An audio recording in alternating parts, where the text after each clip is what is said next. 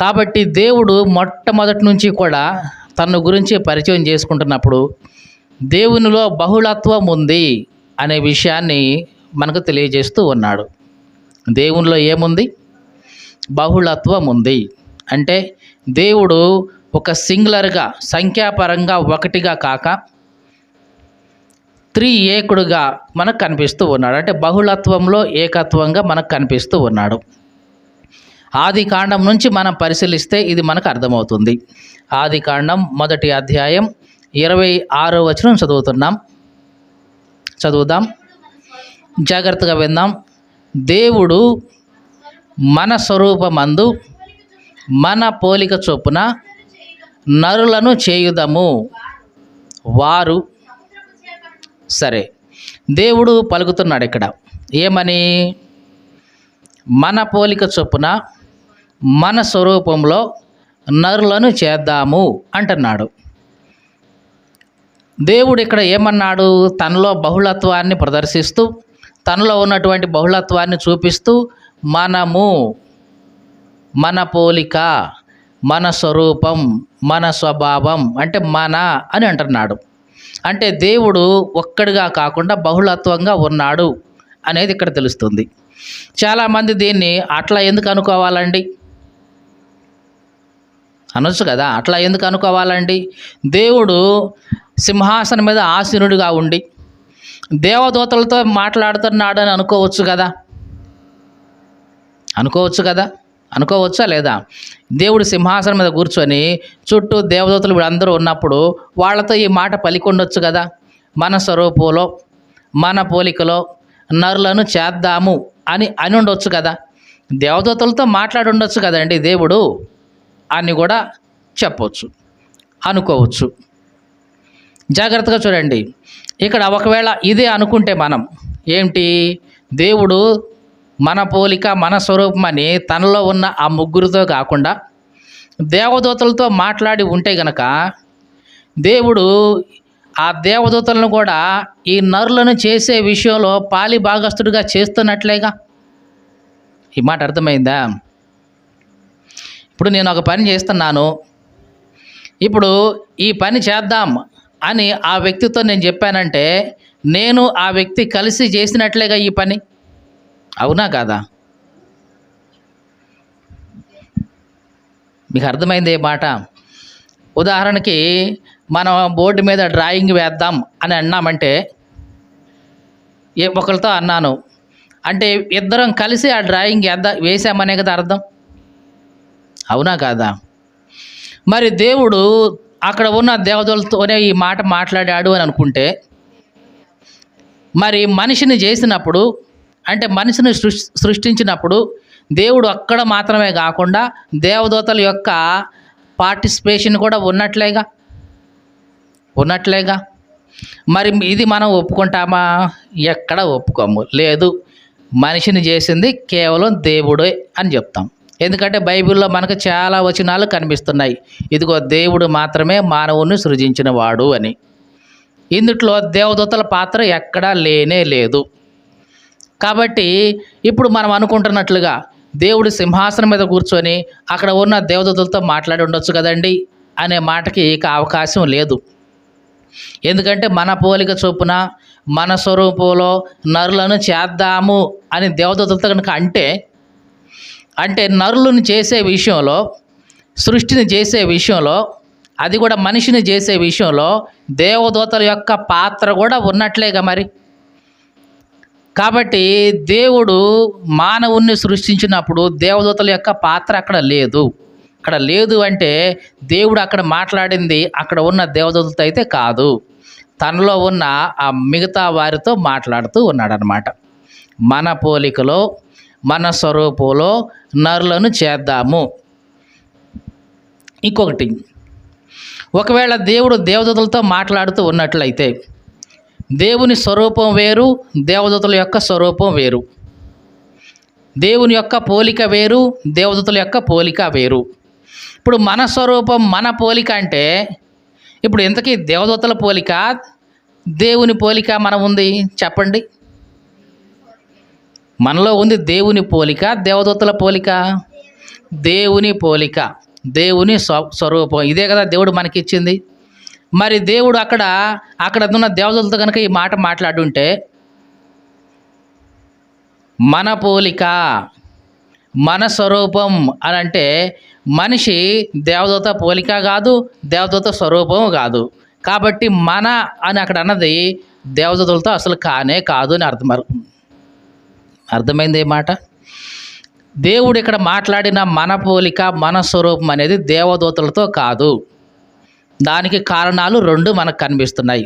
ఒకటి, ఆ దేవదూతలు ఈ మనిషిని చేసే ఈ కార్యక్రమంలో వాళ్ళు పాలిభాగస్తులు కాలేదు. కాబట్టి దేవుడు మాట్లాడింది దేవతలతో కాదు.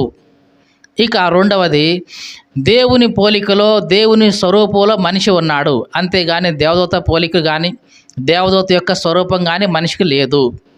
కాబట్టి ఈ 2 కారణాలను బట్టి అక్కడ మాట్లాడింది దేవుడు తనలో ఉన్న మిగతా వారితో మాట్లాడుతూ ఉన్నాడే తప్ప, అక్కడ ఉన్న దేవదూతలతో కానివ్వండి, అక్కడ ఉన్న వాళ్ళతో ఎవరితో కూడా మాట్లాడడం లేదు అనేది మనకు స్పష్టమవుతుంది.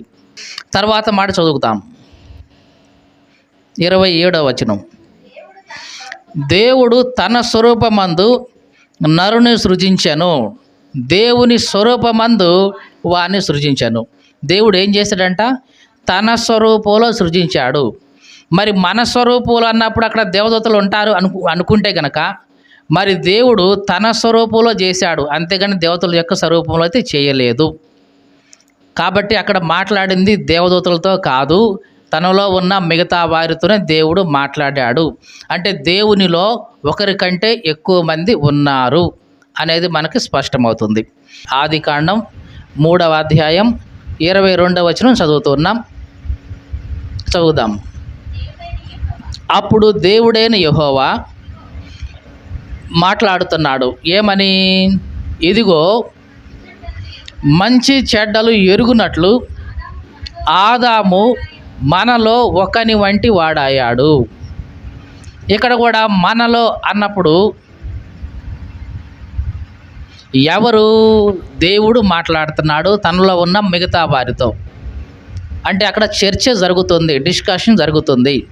కాబట్టి అతడు ఒకవేళ తన చేయి చాచి జీవవృక్ష ఫలాలను కూడా తీసుకొని తిని నిరంతరము జీవించునేమో అని దేవుడైన యెహోవా అతడు ఏ నేల నుండి తీయబడినో దాన్ని సేద్యపరచుటకు ఏదైనా తోటలో నుండి అతన్ని పంపివేశను. ఇక్కడ చూడండి, మనలో ఒకని వంటి వాడయ్యాడు అని చెప్పి తర్వాత ఎవరు ఏం చేశారంట? దేవుడైన యెహోవా ఇట్లా చేశాడు అని అంటున్నాడు. మరి అక్కడ ఎవరున్నారు, ఎంతమంది ఉన్నారు అంటే అక్కడ దేవునిలో ఉన్న ఆ మిగతా వారితో మాట్లాడుతున్నాడు. మరి ఇక్కడ ఈ సందర్భంలో దేవదూతలతో మాట్లాడాడు దేవుడు అంటే అనటానికి లేదు ఇక అవకాశం. ఎందుకంటే ఆ సమయంలో దేవదూతలు లేరు, అది సభ కాదు, సింహాసనం అంతకంటే కాదు. ఎందుకంటే ఏదైనా తోటలో జరిగిన సంగతిని గురించి చెప్తూ ఉన్నాడు. అంటే మనలో ఒకని వంటి వాడిగా అదిగో ఆదాము ఉన్నాడు, మంచి చెడ్ల ఫలాన్ని తిన్నాడు, తిని మనలో ఒకని వంటి వాడిగా అయ్యాడు. అతను మళ్ళీ చేయి జాపి ఆ జీవవృక్ష ఫలాన్ని కూడా తింటే గనక పరిస్థితి వేరేలాగా ఉంటుంది.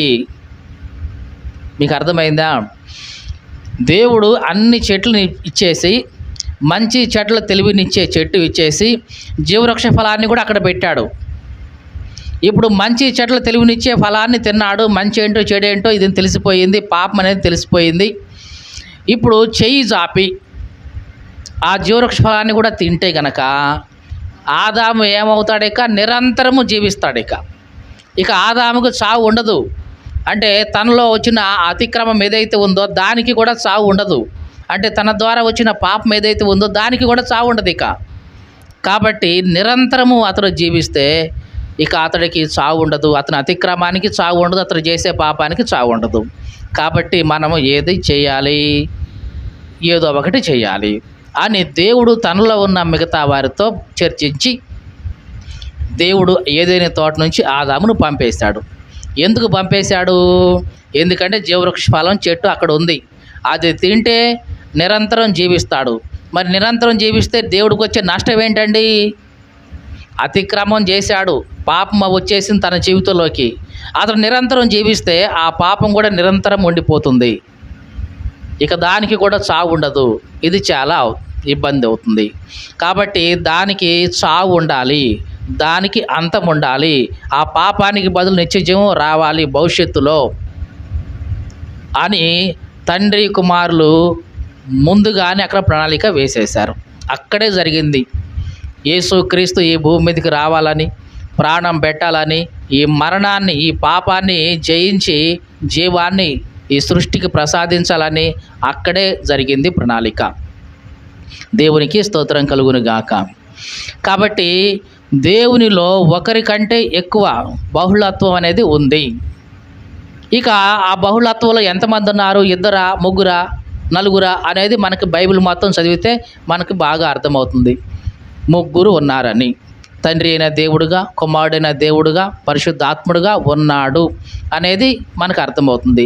అంటే దేవునిలో ఉన్నటువంటి ఆ బహుళత్వంలో ఎంతమంది వ్యక్తులు ఉన్నారంటే ముగ్గురు వ్యక్తులుగా ఉన్నారు. అలాగని ఈ ముగ్గురు వ్యక్తులు వేరు వేరు అంటే కాదు, ఐక్యంగా ఉన్నారు. ఈ ముగ్గురు కూడా సపరేట్ చేసినప్పుడు తండ్రి దేవుడుగా, కుమారుడు కూడా దేవుడుగా, పరిశుద్ధాత్ముడు కూడా దేవుడుగా మనకు అన్ని వేళ కనిపిస్తూ ఉన్నాడు. ఇక పేర్ల విషయానికి వస్తే చాలామంది అంటారు, దేవుడు అన్నప్పుడు ఎవరిని పిలిచినా ఆ పేరు ఇబ్బంది ఏమీ లేదు. మీకు అర్థమైందండి? కొన్ని చోట్ల బైబిల్లో దేవుడు అన్నప్పుడు యెహోవా అనే పదాన్ని జనరల్గా వాడుతూ వచ్చాం తెలుగు బైబిల్లో. జనరల్గా ఇది హీబ్రూ బైబిల్లో ఈ యెహోవా అనే పదం అసలు లేదు. మరి ఏముంది దానికి బదులుగా అంటే యోద్ హే, వావ్ హే అనే ఈ 4 లెటర్స్ మాత్రం ఉంటాయి. యోద్ దాంట్లో ఫస్ట్ అక్షరం వై, హే ఫస్ట్ అక్షరం హెచ్, వావ్ దాంట్లో ఫస్ట్ అక్షరం డబ్ల్యూ, తర్వాత హే మొదటి అక్షరం హెచ్. అంటే why H W H. యోద్ hey wow hey అంటే వై హెచ్ డబ్ల్యూ హెచ్. ఇక కాలక్రమేణలో అసలు ఈ పేరును పలకడానికి ఎవరికి రాదు. మీకు అర్థమైందండి? YHWH అని పెట్టినప్పుడు దీన్ని పలకడం ఎవరి తరము కాదు, ఎవరి వల్ల కాదు. దేవుని పేరు ఉచ్చరింప శక్యము కానిది, ఒక మాటలో చెప్పాలంటే. మీకు అర్థమవుతుందండి? మన దేవుడు అట్లాంటి అద్వితీయ దేవుడు. ఆయన పేరును కూడా పలకడానికి సాధ్యం కాదు. ఈ యోధే వావిహే అనే ఈ హీబ్రూ యొక్క 4 లెటర్స్ అనేవి దేవుని యొక్క సంక్షిప్త నామం అనేవి చెప్పుకోవాలి. కాలక్రమేణంలో దీన్ని కూడా ఎట్లా కొట్ట పలకాలి అనే ఉద్దేశంతో చాలామంది దీని మీద మాడిఫికేషన్ చేసుకుంటూ వచ్చారు. నిజానికి ఇశ్రాయేలీలు ఈ హీబ్రూ బైబిల్ని చదివేటప్పుడు ఆ యోధే వావిహే లెటర్స్ వచ్చినప్పుడు అది దేవుని పేరని, దాన్ని పలకడానికి మనం తగిన వాళ్ళం కాదని, దాని స్థానంలో వాళ్ళు అడోనాయ్ అని పలుకుతుంటారు. అడోనాయ్ అంటే ప్రభువు, ఈ సృష్టిని సృష్టించిన సృష్టికర్త అయిన ప్రభువు అనే ఉద్దేశంతో ఆ పదం రాగానే వాళ్ళు అడోనాయ్ అని ఉచ్చరిస్తారు. ఎందుకంటే యోధే వావిహే అనేది అది ఉచ్చరింప శక్యం కాదు. కానీ మనుషులు కొంతమంది తెలివిగాల వాళ్ళు ఏం చేశారంటే ఈ మధ్య అంటే దీన్ని ఎట్లా ఒకట్ట పలకాలి అని చెప్పేసి యోధే వావిహే అంటే YHWHకి కొన్ని లెటర్స్ యాడ్ చేశారు. అంటే ఈ వైకి ఈ హెచ్కి మధ్య ఏ యాడ్ చేశారు. అలాగే ఇంకొక యోధే అన్నప్పుడు ఈ వైకి మధ్యలో ఏ పెట్టేశారు, అంటే యా అయిపోయింది ఇది. తర్వాత ఈ డబ్ల్యూకి హెచ్కి మధ్య మళ్ళీ ఈ పెట్టారు. అంటే చివరికి దానికి మంచి ప్రొనౌన్సియేషన్ చేయొచ్చు అని యావే అని ప్రొనౌన్సియేషన్ మొదలెట్టారు. ఆ యావే కాస్త ఇంగ్లీష్ ట్రాన్స్లేషన్కి వచ్చేటప్పటికి జెహోవా అని కన్వర్ట్ చేశారు. దాన్ని తెలుగు ట్రాన్స్లేషన్కి వచ్చేటప్పటికి యెహోవా అని మార్చేశారు. ఇట్లాగా యెహోవా అనే పదం మనకి తెలుగు బైబిల్లో ఇంక్లూడ్ అయింది తప్ప అది హీబ్రూలో అట్లాగా లేనే లేదు. అది పలక శక్యం కానిది. దాన్ని పలికే విధంగా మానవులు చేసిన ఒక ఏర్పాటే తప్ప అది నిజానికి దేవుని పేరు పలకదగింది కాదు. ఇంకా కరెక్ట్గా ఇంకా కొన్ని అర్థాలు చెప్పుకుంటే కనుక యోద్ హే వావు హే, యోద్ అనే ఒక మీనింగ్ ఏముంటుందంటే చేయి, అంటే చెయ్యి, హ్యాండ్ అని మీనింగ్ ఉంటుంది. హే అని అంటే లుక్ ఎట్ అంటే చూడు అని అర్థం వస్తుంది. వావ్ అన్నప్పుడు నెయిల్ అంటే మేకు అని అర్థం వస్తుంది. హే అంటే మళ్ళీ లుక్ ఎట్ అంటే చూడు అని. అంటే యోధ్ హే వావ్ హే అంటే చెయ్యి చూడు, మేకు చూడు అనే అర్థాలు కనిపిస్తాయి అక్కడ. మరి చెయ్యి చూడు, మేకు చూడు అన్నప్పుడు ఎవరి గురించి ఇది చెప్పండి? ఎవరి గురించి, ఎవరిని చూడమని అర్థం? యేసుక్రీస్తు. అంటే నీ కోసం ఇదిగో చేతిలో మేకులు గుర్చబడిన ఆయనను చూడు అనే ఒక అర్థం వచ్చేలాగా యోధే వావహే అనేది దేవుని యొక్క నామం ఉంది. దేవునికి స్తోత్రం కలుగును గాక. హల్లెలూయా. కాబట్టి పేరు గురించి వాదోపవాదాలు చాలామంది చేస్తూ ఉంటారు. మనం చూసిన ఒక వచనం చూస్తే కనుక అక్కడ 2 చోట్ల కూడా యెహోవా యెహోవా అనే పలికించి ఉంటారు. హీబ్రూ బైబిల్లో చూసినా సరే అక్కడ యోధే వావహే అనే లెటర్స్ 2 చోట్ల 2 సందర్భాల్లో ఉన్నాయి. అది ఎక్కడంటే సొదొమ గొమొర్రా మీద దేవుడు అగ్ని గంధకాలు కురిపించిన సందర్భం.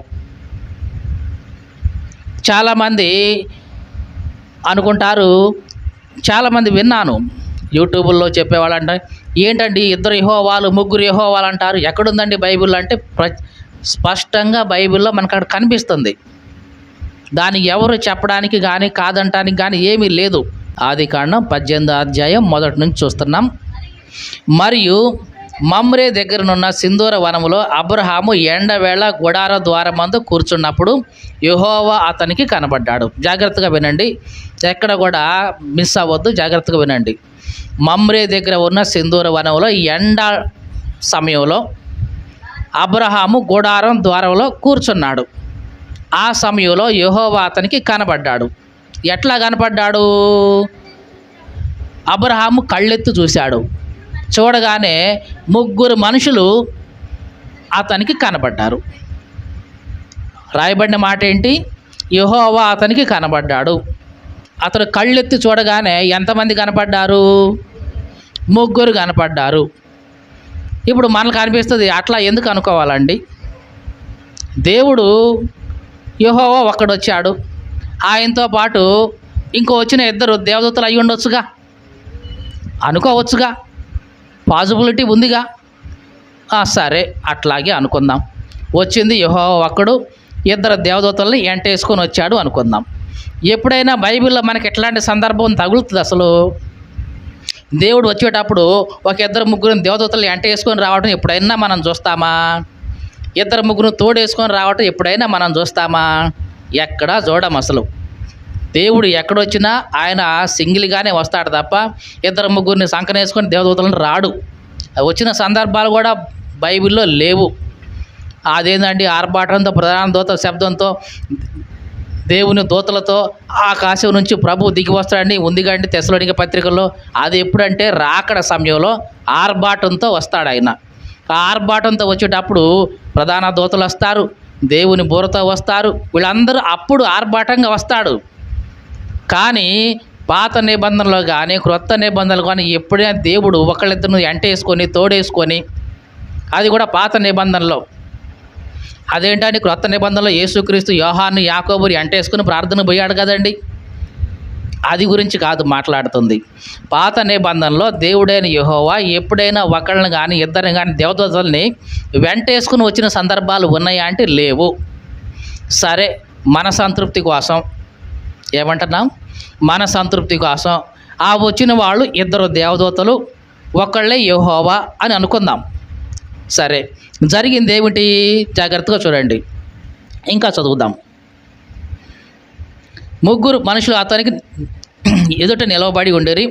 అతడు వారిని చూసి గుడారపు వాకిటి నుండి ఎదుర్కొనుటకు పరిగెత్తి నేల మట్టుకు వంగి, ప్రభువా, నీ కటాక్షం నా మీద ఉంటే ఇప్పుడు నీ దాసుని దాటిపోనియొద్దు అన్నాడు. అబ్రహాం ఏం చేశాడు? వాళ్ళను చూశాడు, సాష్టాంగ నమస్కారం చేశాడు. చేసి ఏమంటున్నాడు? ప్రభువా అని పిలుస్తున్నాడు. సో ఇక్కడ కూడా ఏమండి, ఇప్పుడు అర్థమైంది కదండి. ప్రభువా అంటే యెహోవాను ఉద్దేశించే చెప్తున్నాడండి. ఆ వచ్చిన వాళ్ళు మిగతా ఇద్దరు దేవదూతలు కాబట్టి వాళ్ళని సంబోధించడం లేదు, కేవలం దేవుణ్ణి మాత్రమే సంబోధిస్తున్నాడు అని అనుకోవచ్చు కదండి. ఎందుకంటే ఇద్దరు దేవతలు కాబట్టి వాళ్ళ గురించి అంత మెన్షన్ చేయకుండా వచ్చింది యెహోవానే కాబట్టి ఆయనకు మాత్రమే ప్రభువా అన్నాడు అని అనుకోవచ్చు. ఇక ముందుకెళ్దాం. ఇక దేవుడు మాట్లాడాడు, అబ్రహాము నీ భార్య శారా ఎక్కడుంది? గుడారంలో ఉంది నాయన. సో ఓకే, ఇదిగో మీదుటికి ఈ సంవత్సరానికి వస్తాను, వచ్చిన తర్వాత ఇదిగో నీ భార్య కవిగిట్లో ఒక బెడ్ ఉంటాడు అని వాగ్దానం చేశాడు. తర్వాత వెళ్తూ వెళ్తూ అబ్రహాము నాకు స్నేహితుడు కదా ఏమన్నాడు దేవుడు? చదువుదాం, ఒక మాట చదువుదాం, అది 16 నుంచి. అప్పుడు ఆ మనుషులు అక్కడ నుండి లేచి సొదొమ తట్టు చూశారు. అబ్రహాం వారిని సాగనంపుటకు వారితో కూడా వెళ్ళాడు. ఇక వీళ్ళు భోజనం చేశారు, దేవుడు వాగ్దానం చేశాడు. మొత్తానికి వీళ్ళని సాగనంపడం కోసం అబ్రహాము బయలుదేరిపోయాడు. ఆ పోయేటప్పుడు మాట్లాడుతున్నాడు దేవుడు ఏమని? అప్పుడు యెహోవా, నేను చేయబోయే కార్యాన్ని అబ్రహాముకు దాచుదనా? అబ్రహాము నిశ్చయంగా బలము గల గొప్ప జనమగును, అతని మూలముగా భూమిలోని సమస్త జనములు ఆశీర్వదించబడును. ఎట్లనగా యెహోవా అబ్రహామును గురించి చెప్పినది అతనికి కలుగజేయనట్లు తన తరువాత తన పిల్లలకు తన ఇంటి వారికి నీతి న్యాయములు జరిగించు యెహోవా మార్గమును ఎరుగుటకు అతడు వారిని ఆజ్ఞాపించినట్లు నేను అతన్ని ఎరిగి ఉన్నాను. ఇక్కడ మాట్లాడేది ఎవరు చెప్పండి? ఎవరు మాట్లాడుతున్నారు? యెహోవా మాట్లాడుతున్నాడు. ఏమని మాట్లాడుతున్నాడు? అబ్బాయి, నేను చేయబోయే కార్యాన్ని అబ్రహాంకు దాస్తానా? ఏ కార్యం కోసం వచ్చాను? సొదొమ గొమొర్రాని నాశనం చేయాలి అనే ఉద్దేశంతో వచ్చాను, ఈ కార్యం కోసమే.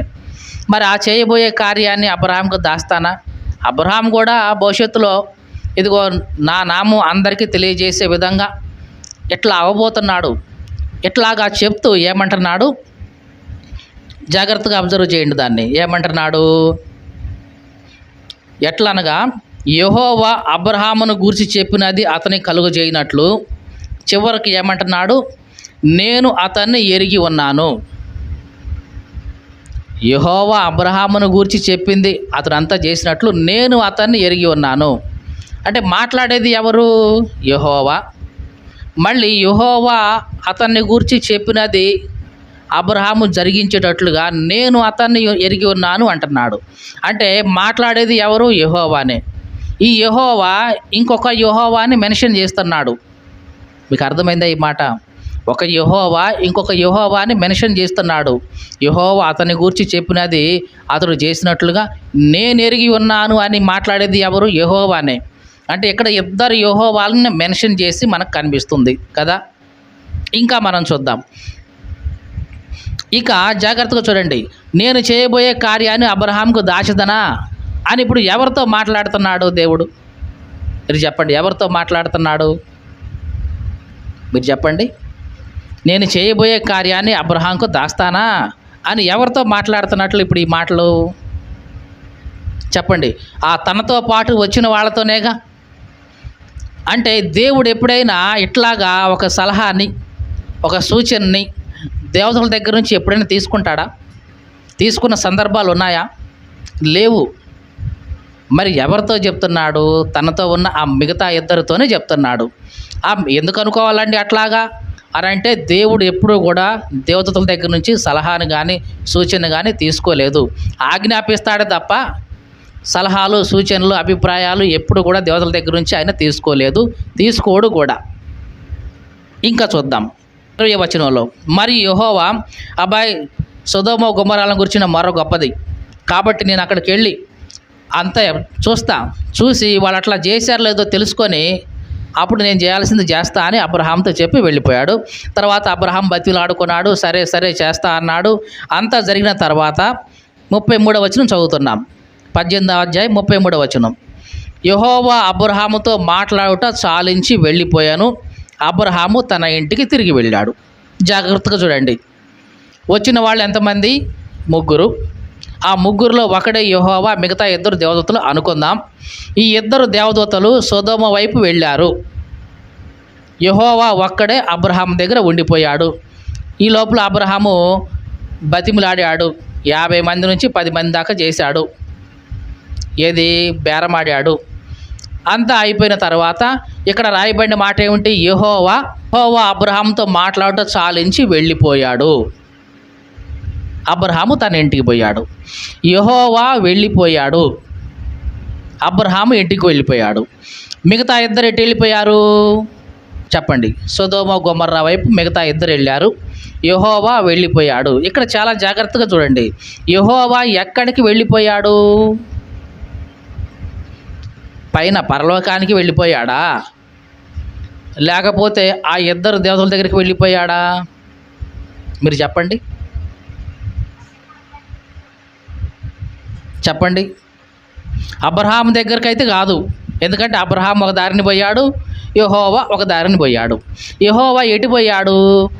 పరలోకం వెళ్ళి సింహాసనం మీద కూర్చున్నాడు, ఆకాశంలోకి వెళ్ళి. లేకపోతే మిగతా ఇద్దరు దేవతలతో పాటు అక్కడికి వెళ్ళిపోయాడా? సొదొమ గొమొర్రాకే వెళ్ళాడు అనుకుందామా? సరే, దాన్నే ఖాయం చేసుకుందాం. సొదొమ గొమొర్రాకే వెళ్ళాడు, పైన ఆకాశానికి పోలేదు. అంటే ఉన్న ఒక్కడే యెహోవా అనుకుందాం. ఆ ఒక్కడు ఎడిపోయాడు? సొదొమ గొమొర్రాకే పోయాడు అనుకుందాం. రైట్? ఇదే మీద దీని మీదనే స్టాండ్ అవుదాం. ఇక ముందుకు వెళ్దాం. ఇక జరిగింది ఏమిటంటే 19వ అధ్యాయంలోకి వచ్చేటప్పటికి లోతు దగ్గరికి ఇద్దరు దేవదూతలు కనపడ్డారు. లోతు కూడా ఎప్పటిలాగానే సాష్టాంగపడి రండి నాయనా అని ఆహ్వానించాడు. మొత్తానికి సాయంకాలం భోజనం అయ్యే టయానికి ఆ ఊరి వాళ్ళందరూ కూడా చుట్టూ గుమిగూడారు. ఇక ఈ ఇద్దరు దేవదూతలు లోతును లోపల తీసుకొచ్చేసి, అబ్బాయి నీకెవరున్నారు ఇక్కడ? నీ కూతురు కానీ, అల్లుడు కానీ, కొడుకులు కానీ ఎవరైనా ఉంటే తీసుకో, మేము ఈ చోటును నాశనం చేయడానికి వచ్చాం అన్నారు. ఏమన్నారు? మేము ఈ చోటుని నాశనం చేయడానికి వచ్చాము. సరే, ఇక్కడ కూడా మనం అనుకోవచ్చు, ఏముందండి, దేవుడు ఆజ్ఞాపించాడు నాశనం చేయమని, దేవుడు ఆజ్ఞను వీళ్ళు చెప్తున్నారు అని కూడా చెప్పుకోవచ్చు. రైట్, అట్లాగే అనుకుందాం. ఇక ముందుకు వెళ్దాం. 16వ వచనం. అతడు తడవు చేశాను, అప్పుడు అతని మీద యెహోవా కనికరపడుట వలన ఆ మనుషులు అతని చేతిని, అతని భార్య చేతిని, అతని ఇద్దరు కుమార్తెల చేతిని పట్టుకొని వెలుపలకు తీసుకొచ్చి ఆ ఊరి బయట ఉంచారు. సో ఇక్కడ కూడా మనం అనుకున్నట్లుగా యెహోవా ఇదిగో ఇద్దరి దగ్గరికి వెళ్ళాడు కాబట్టి, ఇద్దరి దగ్గరికి వెళ్ళిన యెహోవా ఇతని మీద కనికరపడ్డాడు, సరేలే అని అన్నాడు కాబట్టి ఈ ఇద్దరు దేవదూతలు ఇదిగో ఇద్దరు కుమార్తెల్ని, తర్వాత లోతు భార్యని చేయబట్టుకుని బయటకు తెచ్చారు. ఇద్దరు మనుషులు అంటే దేవదూతల్లాగానే కనిపిస్తున్నటువంటి ఇద్దరు మనుషులు కాబట్టి ఇక్కడ కూడా మనకి ఇప్పుడు దాకా అనుకున్నదే అనుకుంటున్నాం. ఏమని? వచ్చింది ఒక్కడే యెహోవా, ఇద్దరు ఆ మనుషులు ఎవరు? దేవదూతలే. రైట్, ఇంకా ముందుకు వెళ్దాం. ఆ దూతలు వెలుపలికి తీసుకొచ్చింది ఎవరు? దూతలు. ఆ దూతలు వారిని వెలుపలికి తీసుకొచ్చిన తర్వాత ఆయన అంటున్నాడు, నీ ప్రాణం దక్కించుకునేలాగా పారిపో, వెనుక చూడొద్దు, ఈ మైదానం ఎక్కడ నిలవకుండా నువ్వు నశించిపోకుండా ఆ పర్వతానికి పారిపో అని చెప్పాడు. ఆ దూతలేమో బయటకు తీసుకొచ్చేశారు. అప్పటి వరకు అక్కడ ఉన్న యెహోవా, ఆయన అంటే ఎవరు అక్కడ? యెహోవా ఉద్దేశించే కదా. ఆయన అంటున్నాడు ఈ లోతుతో, అబ్బాయి నీ ప్రాణం నీకు దక్కాలంటే ఆ పర్వతానికి పో, పారిపో, ఎక్కడ నిలవద్దు మైదానంలో అన్నాడు. అనగానే ఇప్పుడు లోతు అంటున్నాడు ఏమని? ప్రభువా అలాగనొద్దు నాయనా, అది చాలా దూరంగా ఉంది, నా వల్ల కాదు, ఈ లోపల నేను చేస్తానేమో, నాకు భయం అవుతుంది, ఇదిగో ఇది దగ్గరగా ఉంది, ఇదిదో ఊరు, చిన్న ఊరు ఇది, దీంట్లోకి వెళ్తాను, ఈ ఊరిని మాత్రం నాశనం చేయమాకు, మిగతా మొత్తం నాశనం చేసుకో అని అంటే, సరే అక్కడ కూడా యెహోవానే ఉన్నాడు అనుకుందాం. ఉండి ఏమంటున్నాడు? సరే వెళ్ళు, నువ్వు చెప్పిన ఊరు నాశనం చేయను, మిగతా అంతా నాశనం చేస్తా, త్వరగా వెళ్ళిపో, నువ్వు వెళ్ళేదాకా ఏం చేయలేను నేను, వెళ్ళు త్వరగా అన్నాడు. మొత్తానికైతే లోతు అక్కడికి పోయాడు. ఆడ పోయిన తర్వాత జరిగిన మాట ఏంటి చదువుతాం ఇప్పుడు. 23వ వచనం. లోతు సోయరుకు వచ్చినప్పుడు ఆ దేశము సూర్యుడు ఉదయించాడు. మొత్తానికైతేనే తెల్లారుతుంది ఆ టైం. ఇక సూర్యుడు ఉదయిస్తున్నాడు, తెల్లారుజామున అవుతుంది, చిన్నగా సూర్యుడు ఉదయిస్తున్నాడు. ఆ టైంలో ఏం జరిగిందంట చదువుదాం. అప్పుడు యెహోవా సొదొమ మీద గొమొర్రా మీద యెహోవా యొద్ద నుండి గంధకములు అగ్నిని ఆకాశము నుండి కురిపించాడు. జాగ్రత్తగా చూడండి, రాయబడిన మాట చాలా జాగ్రత్తగా చూడండి. ఏమంటున్నాడు? అప్పుడు యెహోవా సొదొమ మీద గొమొర్రా మీద ఏం చేశాడంట? యెహోవా యొద్ద నుండి అగ్ని గంధకాలని నిప్పుల్ని కురవ చేశాడు. ఉంది ఎక్కడ ఒక్కడే కదా యెహోవా, ఇక్కడ ఒక యెహోవా ఎక్కడే ఉన్నాడని మనం ఇప్పుడు దాకా చెప్పుకుంటున్నాం. ఎందుకంటే వచ్చింది ఇద్దరు దేవదూతలు, ఒక యెహోవా అన్నాడు. ఆ యెహోవా పైకి పరలోకం వెళ్ళలేదు, తిరిగి వచ్చి మళ్ళీ సొదొమకి వచ్చాడని ఇప్పుడు దాకా మనం అనుకుంటున్నాం కదా. మరి కురిపించింది ఎవరు? ఈ యెహోవా, ఇక్కడ ఉన్న యెహోవా. మరి ఎక్కడి నుంచి కురిపించాడు? అక్కడ ఉన్న యెహోవా దగ్గర నుంచి కురిపించాడంట. మరి మీకు అర్థమైందా? ఈ ప్రైజ్ చదువుదాం, మళ్ళీ ఇంకోసారి చదువుదాం. అప్పుడు యెహోవా సొదొమ మీదను గొమొర్రా మీదను యెహోవా యొద్ద నుండి అగ్నిని కురిపించాడు. చేసింది ఎవరు? కురిపించింది ఎవరు? యెహోవా. మరి ఎక్కడి నుంచి? యెహోవా యొద్ద నుండి కురిపించాడంట. అంటే ఎక్కడ ఉంది? ఒక యెహోవాగా కనిపిస్తుంది. మరి అక్కడ ఉంది మరి ఇంకెవరు? ఉంది ఒక యెహోవాయే అనుకుంటే, ఆయన సొదొమలోకి వచ్చాడు ఇక్కడే అనుకుంటే, ఈయనే కురిపించాడు అనుకుంటే, అక్కడ ఉన్న యెహోవా ఇంకొకరెవరు మరి? అంటే 4వ యెహోవా ఉన్నాడా? కాదు. ఈ యెహోవా సొదొమ మీదకి వెళ్ళలేదు, ఆయన అక్కడికి వెళ్ళిపోయాడు. ఈ వచ్చిన వాళ్ళలో ఇద్దరిలో ఒకరిని యెహోవా అని సంబోధిస్తుంది బైబిలు. ఇక్కడ ఉన్న ఇద్దరిలో ఉన్న ఒక యెహోవా అక్కడ ఉన్న యెహోవా వద్ద నుంచి అగ్ని గంధకాలు కురవ చేశాడు. ఇది జరిగింది. అంటే ఇప్పటిదాకా ఇద్దరు మనుషులు అని చెప్తున్నామే, వాళ్ళు కేవలం మనుషులు మాత్రమే కాదు, దేవునిలో ఉన్న మిగతా ఇద్దరు. అంటే అబ్రహాము చూసింది ఒక్క దేవుణ్ణే 3 మనుషులుగా చూశాడు. ఆ వచ్చిన ఇద్దరు కూడా తనలో ఉన్న మిగిలిన ఇద్దరు. కాబట్టి దేవుడు అబ్రహాము దాస్తానా ఈ విషయాన్ని అని చెప్తున్నాడు మిగతా వారితో. అబ్రహాముకి ఈ సంగతి నేను దాస్తానా ఏంటి అని మిగతా వారితో చర్చించి మిగతా ఇద్దరిని సొదొమకు పంపించేసి ఆయన పరలోకం వెళ్ళి అక్కడ ఆకాశంలో ఆశీనుడయ్యాడు. ఇక్కడ ఉన్న ఇద్దరిలో ఒకళ్ళని యెహోవాగా సంబోధిస్తూ ఇక్కడ ఉన్న యెహోవా అక్కడ ఉన్న యెహోవా యొద్ద నుంచి అగ్నిని ఆకాశం నుంచి గంధకాలని కురిపించి సొదొమ గొమొర్రా నాశనం చేశాడు ఇక్కడ ఉన్న యెహోవాని. ఇది జరుగుతుంది. దీన్ని ఇది కాదు అని చెప్పే వివరణ ఇంకేదైనా ఉంటే చూడండి, ఎక్కడ ఏమి ఉండదు. లేదండి ఒక యెహోవానే ఉన్నాడు, ఆయన సొదొమకు వచ్చాడంటే మరి ఈ యెహోవా ఎక్కడున్న యెహోవా యొద్ద నుంచి అగ్ని గంధకాలను కురిపించాడు? మరి పైన ఉన్న యెహోవా ఎవరు? ఇంకో యెహోవా ఉన్నాడా? 4 ఆయన. అంటే ఎక్కడొక యెహోవా భూమి మీద మనకు కనిపిస్తున్నప్పుడు చెప్తున్నప్పుడు మెన్షన్ చేస్తున్నప్పుడు మరి యెహోవా యొద్ద నుండి అన్నప్పుడు మళ్ళీ ఇంకొకళ్ళు ఎవరు అక్కడ?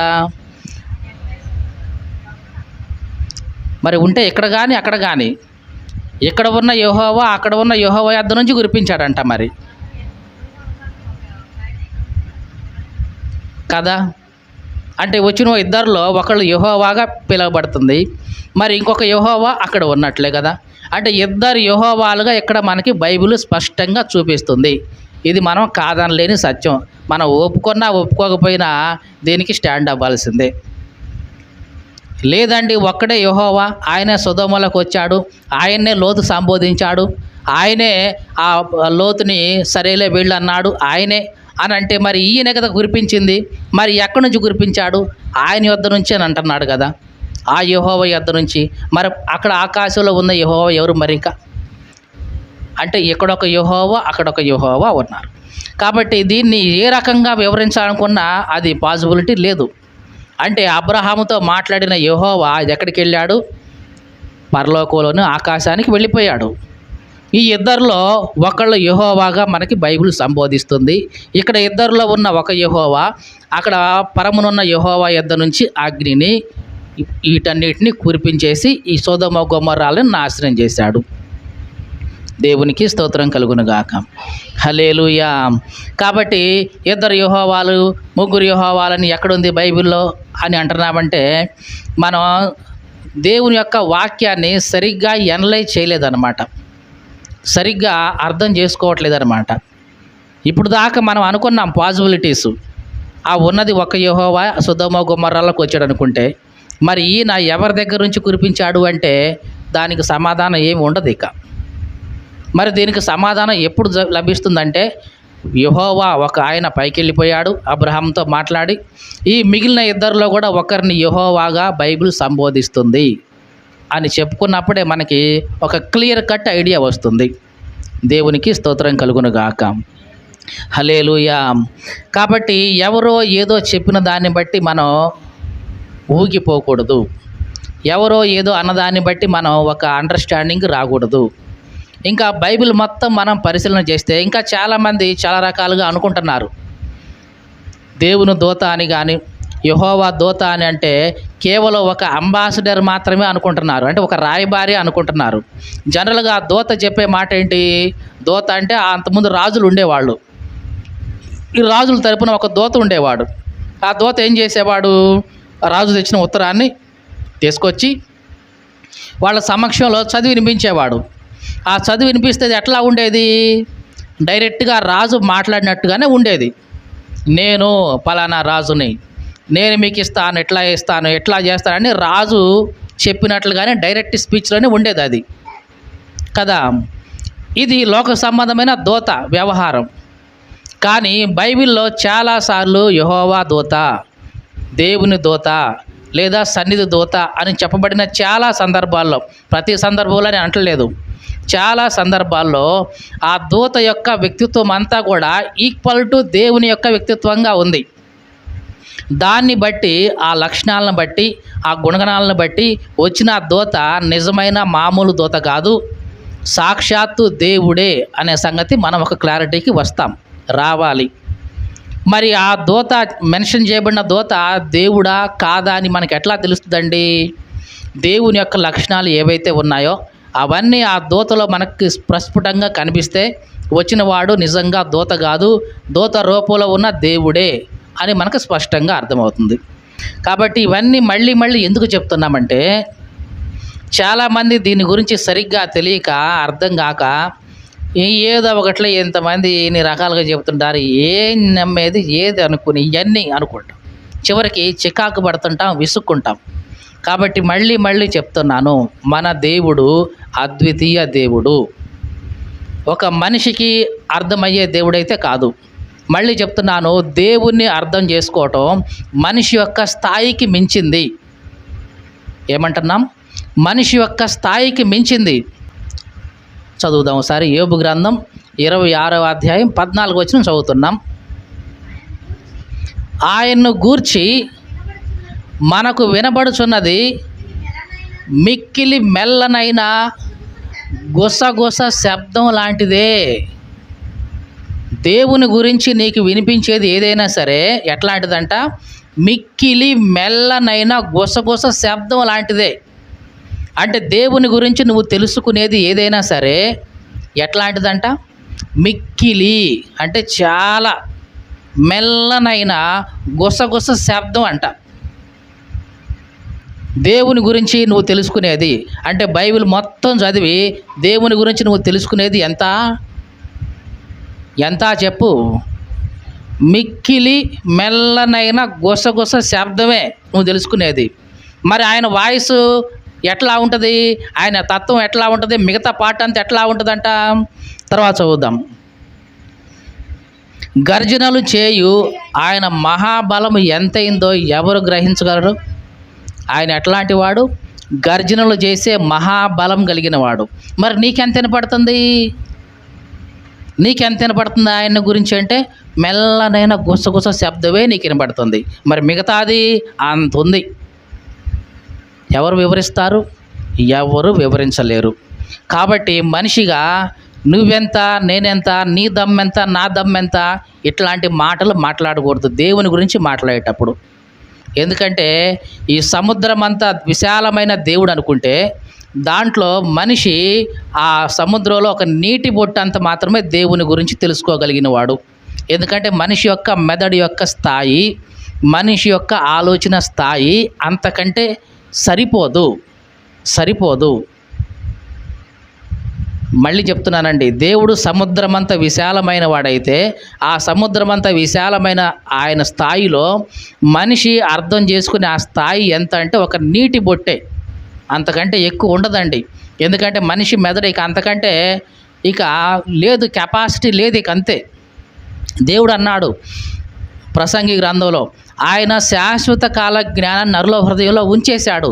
కానీ దేవుని క్రియలు పరిశీలనగా తెలుసుకోవడానికి అది చాలదు. మనిషి హృదయంలో ఎట్లాంటి జ్ఞానం ఉంది? శాశ్వత కాల జ్ఞానం పెట్టాడు దేవుడు. ఆ శాశ్వత కాల జ్ఞానం కూడా దేవుని క్రియల్ని పరిశీలనగా తెలుసుకోవడానికి చాలదు. మరి దేవుని క్రియలు, దేవుని గురించి పరిశీలనగా తెలుసుకోవాలంటే ఆ శాశ్వత కాలానికి ఇంకా కొన్ని కోట్ల రెట్లు జ్ఞానము నీకుంటే అప్పుడు ఆయన గురించి ఒక అవగాహన వస్తుంది. మరి ఎప్పుడు వస్తుందండి ఇది అంటే, ఇదిగో నువ్వు పరలోకం వెళ్తే నీకు లిమిట్ ఉండదు. నీ జ్ఞానానికి, నీ ఆలోచనకి లిమిట్ ఉండదు, నీ తలంపులకు లిమిట్ ఉండదు. అనంతమైన జ్ఞానము నీకుంటుంది, అనంతమైన ఆలోచనలు నీకుంటాయి, అనంతమైన తలంపులు నీకుంటాయి. వాటి ద్వారా నువ్వు సంపూర్ణంగా దేవుణ్ణి అర్థం చేసుకుంటావు. మరి అప్పటిదాకా ఈ భూమి మీద లిమిటే. మీకు అర్థమైందండి? కాబట్టి దేవుని గురించి మాట్లాడేటప్పుడు నాకే అంతా తెలుసు, నీకేం తెలుసు, ఇట్లాంటి మాటలు వాడకూడదండి. దేవుని గురించి మనకు తెలిసింది ఎంత అంటే మెల్లనైనా గుసగుస శబ్దం లాంటిదే. గర్జనలు చేసే ఆయన మహాబలం మనకి ఎప్పటికీ తెలియదు. ఇంకా ఒక మాటలో చెప్పాలంటే దేవుని స్థాయి వేరు, దేవుని యొక్క స్థాయి వేరు, మనిషి యొక్క స్థాయి వేరు. దేవుని యొక్క అంతస్తు వేరు, మనిషి యొక్క అంతస్తు వేరు. ఈ తక్కువ స్థాయిలో ఉన్న మానవుడు అతనికంటే ఎక్కువ స్థాయిలో ఉన్న దేవుణ్ణి సంపూర్ణంగా ఎరగటం, గ్రహించడం అది ముమ్మాటికి ఇంపాసిబుల్ అండి. అది జరగదు. ఒక చిన్న ఎగ్జాంపుల్ చెప్తాం. మన ఇంట్లో కుక్కను పెంచుకుంటున్నామా? మా ఇంట్లో లేదులే, వేరే వాళ్ళ ఇంట్లో. ఆ కుక్కకి మన గురించి ఏం తెలుసు, ఎంత తెలుసు చెప్పండి? ఆ కుక్కకి మన గురించి ఎంత తెలుస్తుంది చెప్పండి? కుక్క అనుకుంటుంది నా యజమాని గురించి నాకు అంతా తెలుసు అనుకుంటుందా? పోనీ అంటదా? దానికి ఏం తెలుసు యజమాని గురించి? మంచోడండి మా యజమానుడు, నాకు అన్నం వేస్తాడు, నన్ను షికారుకు బయటకు తీసుకెళ్తాడు, అప్పుడప్పుడు వారం వస్తే మాసం మొక్కలు వేస్తాడు. ఇంతే, ఇంతకంటే ఏమైనా తెలుస్తుందా? మనిషి మాట్లాడే ప్రతి మాట దానికి అర్థమవుద్దా? మనిషి చూపించే ప్రతి ఆ కదలిక తనకి అర్థమవుద్దా? అర్థం కాదు. అంటే మనిషి యొక్క స్థాయి వేరు, ఆ జంతువు యొక్క స్థాయి వేరు. ఈ మనిషి యొక్క స్థాయికి, జంతువు యొక్క స్థాయికి ఎంత తేడా ఉంటే మరి దేవునికి మనకి ఎంత తేడా ఉంటుందో తెలుసా? బైబిల్లో రాయబడింది యెషయా గ్రంథం ఏమని? మన తలంపులు ఆయన తలంపులు వంటివి కాదు, ఆయన తలంపులు మన ఆలోచనలు వంటివి కాదు. భూమికి ఆకాశానికి ఎంత తేడా ఉందో, ఎంత తేడా అంట? భూమికి ఆకాశానికి ఎంత తేడా ఉందో ఇదిగో మన ఆలోచనలకి దేవునికి అంత తేడా ఉంది. అంటే గ్యాప్ ఎంత అంటే ఇదిగో ఇంత ఉంది. మరి మనిషి ఏమనుకుంటున్నాడంటే నాకంతా తెలుసు దేవుడి గురించి, నాకంటే ఎవడికి తెలియదు, నేనే జ్ఞానిని అనుకొని మనిషి విర్రవీగుతున్నాడు. ఇది ఎన్నడూ కూడా చేయకూడదు. అలా చేస్తున్నామంటే మనంత మూర్ఖుడు ఇంక ఎవరు లేరు అని అర్థం. మీకు అర్థమైందండి? నాకు అంతా తెలుసు, నాకు తప్ప ఇంకెవరికి తెలియదు, నీకేం తెలుసు అని ఎదుటి వాళ్ళని తృణీకరిస్తున్నామంటే మనకంటే మూర్ఖుడు ఈ భూమి మీద ఎవడూ లేడు అని అర్థం. ఎందుకంటే మన చిన్న మెదడులో అనంతమైన దేవుణ్ణి మనం పెట్టుకోలేం, అది వల్ల కాదు. ఎప్పుడు మనకు తెలుస్తుంది అంటే పౌలు చెప్పాడు, నేను అక్కడికి వెళ్ళిన తర్వాత అప్పుడు ఆయన ముఖాముఖిగా చూస్తా, అప్పుడు నాకు ఆయన గురించి సంపూర్ణంగా తెలుస్తుంది. ఇప్పుడు నేను చూసేది అద్దంలో చూసినట్టుగా చూస్తాను అంతే, కొద్దిగా. ఏమన్నాడు పౌలు?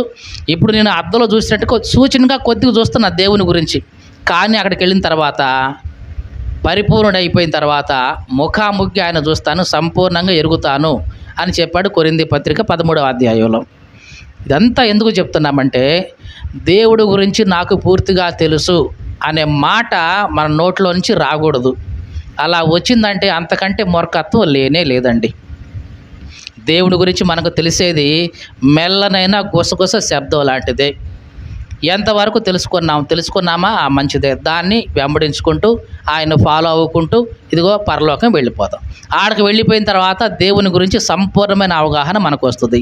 అప్పటి వరకు మనకి ఏదైతే అందించబడిందో, మనకి ఏదైతే దేవుడు బయలుపరిచాడో దాన్ని మనం జాగ్రత్తగా నమ్ముకుంటూ దాన్ని చక్కగా నడుచుకుంటూ దాని ప్రకారం ముందుకు వెళ్తూ ఉంటాం.